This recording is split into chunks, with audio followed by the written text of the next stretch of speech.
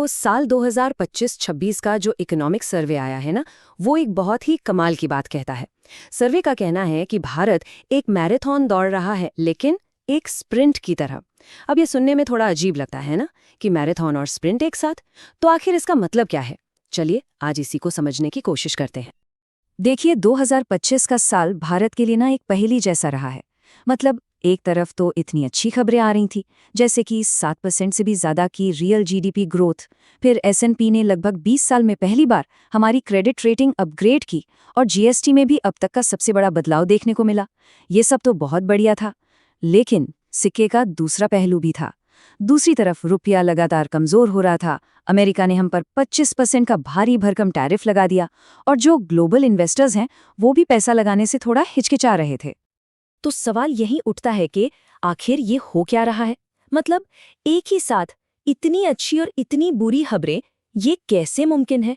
इसी पहेली को सुलझाने के लिए हम इकोनॉमिक्स सर्वे के इस विश्लेषण में गहराई से उतरेंगे। और देखिए, सर्वे इसका जवाब ना बिल्कुल साफ साफ देता है। वो कहता है कि 2025 का ये जो विरोधाभास है, ये इसलिए है क्योंकि भारत ने दशकों में अपना सबसे बेहतरीन माइक्रो इकोनॉमिक परफॉर्मेंस दिया, लेकिन हम एक ऐसी दुनिया से टकरा गए हैं जहां अब अच्छे परफॉर्मेंस का इनाम नहीं मिलता। मतलब सोचिए, आप एग्जाम में टॉप कर रहे हैं, लेकिन अब टॉप करने वाले को कोई मेडल ही नहीं दे रहा। खेल के नियम ही बदल गए हैं। सर्वे ने इसके लिए एक बहुत ही जबरदस्त फ्रेज इस्तेमाल किया है। वो कहता है कि भारतीय रुपया पंचिंग बिलो इट्स वेट है। इसका सीधा सा मतलब ये है कि हमारी अर्थव्यवस्था जितनी मजबूत है, हमारे फंडामेंटल्स जितने स्ट्रांग हैं, न तो हमारी करेंसी में वो ताकत दिख रही है, और ना ही दुनिया में हमारा वैसा दबदबा बन पा रहा है। तो इससे एक बात तो साफ हो जाती है कि प्रॉब्लम सिर्फ हमारे अंदर नहीं है। असल में पूरी दुनिया का जो खेल का मैदान है वही बदल चुका है, और अब इस खेल के नियम भी बिल्कुल नए हैं। और इस नए खेल को एक नाम दिया गया है, इकोनॉमिक स्टेटक्राफ्ट। ये एक ऐसी दुनिया है जहां टैरिफ, सैंक्शंस, एक्सपोर्ट कंट्रोल, ये सब जो इकोनॉमिक हथियार हैं, इनका इस्तेमाल सिर्फ पैसा कमाने के लिए नहीं हो रहा। नहीं, अब इनका इस्तेमाल स्ट्रेटेजिक और नेशनल सिक्योरिटी के गोल्स हासिल करने के लिए हो रहा है। सीधी सी बात है, अब इकोनॉमिक्स और जियोपॉलिटिक्स ये अलग अलग नहीं रहे, बल्कि एक ही सिक्के के दो पहलू बन गए हैं। अब जब नियम बदलते हैं तो जाहिर है डर और अनिश्चितता का माहौल तो बनेगा ही, और आंकड़े भी यही बताते हैं। Global economic policy uncertainty index को अगर देखें तो 2025 के आखिर में ये लगभग उतना ही था जितना 2020 में महामारी के पीक पर था। सोचिए जरा, इसका मतलब है कि दुनिया बहुत ज्यादा घबराहट में काम कर रही है, और इसका असर ट्रेड से लेकर इन्वेस्टमेंट तक हर चीज पर पड़ रहा है। तो आगे क्या होगा? सर्वे 2026 के लिए 3 रास्ते बताता है। पहला, और जो सबसे अच्छा सिनारियो है, उसे मैनेज्ड डिसऑर्डर कहा गया है। इसकी 40 से 45% संभावना है। मतलब दुनिया में टेंशन तो रहेगी, पर कोई बड़ी जंग नहीं छिड़ेगी। दूसरा है मल्टीपोलर ब्रेकडाउन, जहां बड़ी ताकतें आपस में सहयोग करना बंद कर देंगी। और तीसरा, और सबसे खतरनाक, है सिस्टेमिक शॉक कास्केड। मतलब एक के बाद एक संकट आते रहेंगे। अब सबसे चिंता की बात तो ये है कि जिसे बेस्ट केस कहा जा रहा है, वो भी डिसऑर्डर ही है, बस थोड़ा मैनेज्ड। अब ये जो पूरी दुनिया में अनिश्चितता फैली हुई है, ये भारत के हालात और मुश्किल बना देती है। देखिए, लोवी इंस्टीट्यूट का एक पावर गैप स्कोर होता है। ये स्कोर बताता है कि किसी देश में जितनी ताकत है और दुनिया पर उसका जितना असर है, उसके बीच कितना फासला है। और भारत का स्कोर है -4.0। ये एशिया एशिया में सबसे कम है। इसका सीधा मतलब है कि हमारे पास जितनी रणनीतिक क्षमता है, हम उसका पूरा फायदा नहीं उठा पा रहे हैं। तो ये तो हुई दुनिया की बात, यानी बाहरी चुनौतियां। लेकिन कहानी का एक और हिस्सा भी है। चलिए अब जरा अंदर झांकते हैं और उन चुनौतियों को देखते हैं जो हमारे अपने घर में हैं। सर्वे एक बहुत बड़ी अंदरूनी समस्या की तरफ इशारा करता है, और वो है राज्यों का फिस्कल पॉपुलिज्म। मतलब चुनावों से ठीक पहले जो मुफ्त की घोषणाएं होती हैं, वो सब। अब तक लगता था कि ये सिर्फ राज्य का मामला है, पर अब ऐसा नहीं है। सर्वे साफ कहता है कि राज्यों का ये जो कमजोर फाइनेंशियल डिसिप्लिन है, ये अब पूरे देश की साख पर असर डाल रहा है।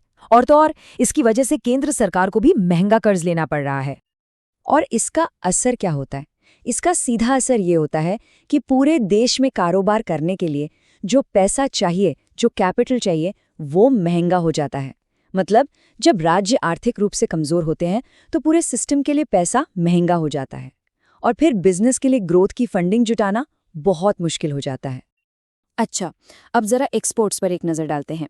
पिछले 5 सालों का अगर डेटा देखें तो हमारा सर्विसेज एक्सपोर्ट 9.4% की रफ्तार से बढ़ा है, जबकि हमारा मर्चेंडाइज एक्सपोर्ट यानी जो सामान हम बेचते हैं वो सिर्फ 6.4% की दर से बढ़ा है।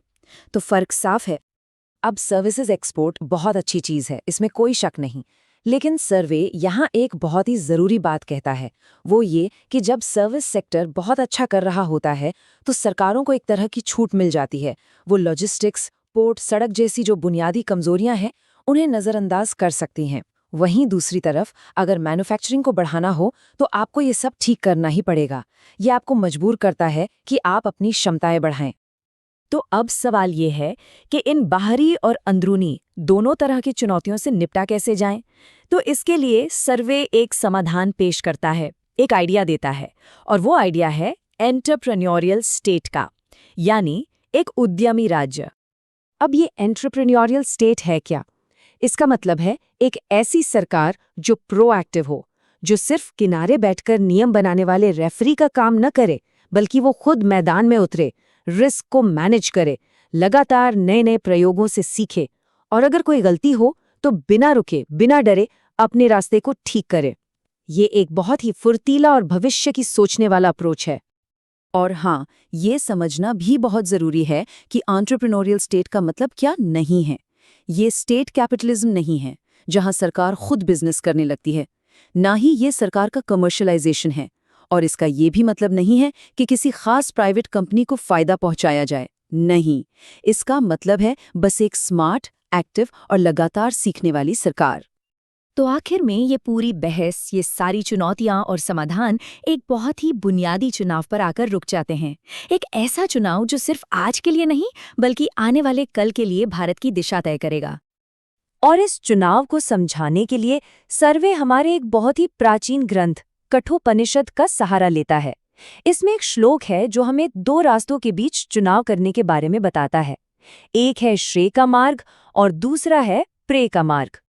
ये हजारों साल पुरानी बात आज की इकोनॉमी पर भी बिल्कुल सटीक बैठती है। एक तरफ है श्रेय का रास्ता, यानी वो जो लंबे समय के लिए अच्छा है, लॉन्ग टर्म मजबूती, इनोवेशन, अपनी क्षमताएं बनाना। और दूसरी तरफ है प्रेय का रास्ता, यानी वो जो अभी अच्छा लगता है, जो तुरंत आराम देता है, जैसे शॉर्ट टर्म फिक्स, जुगाड़ वाले समाधान और आसान रास्ते। तो सबसे बड़ा और आखिरी सवाल यही है, भारत कौन सा रास्ता चुनेगा? श्रेय का, यानी जो मुश्किल है पर टिकाऊ है, या प्रेय का, जो आसान है पर क्षणिक है? इस एक सवाल के जवाब पर ही हमारे देश का भविष्य टिका है।